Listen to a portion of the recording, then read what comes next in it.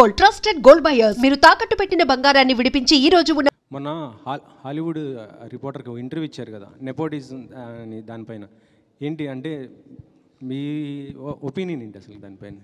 నేనేం చెప్పినా ఒకసారి చెప్తారా? గుర్తులేదు.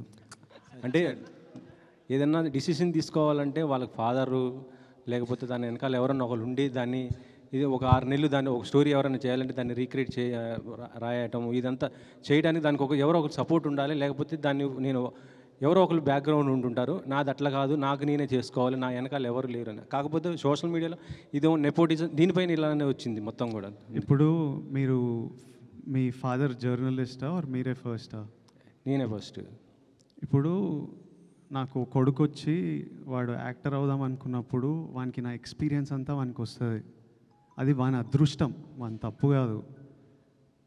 వానికి నేను సినిమా ప్రమోట్ ఎట్లా చేయాలో, స్క్రిప్ట్లు ఎట్లా ఉండాలో, ఎలాంటి టెక్నీషియన్లు ఉండాలో, ఎవరు మంచోలో, ఇవన్నీ నా లైఫ్లో నేను నేర్చుకొని ఆ జర్నీ వల్ల నాకు ఎక్స్పీరియన్స్ వస్తుంది.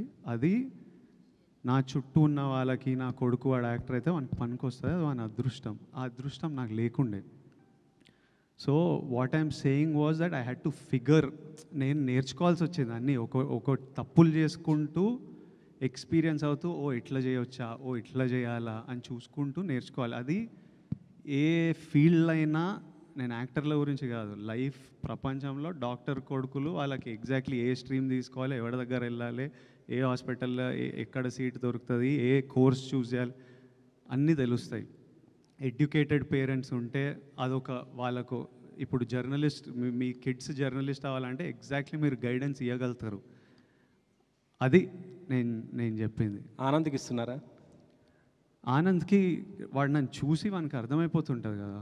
And he's definitely has the benefit of being the brother of being my brother. So 100% he has the benefit of that. Vijay గారు,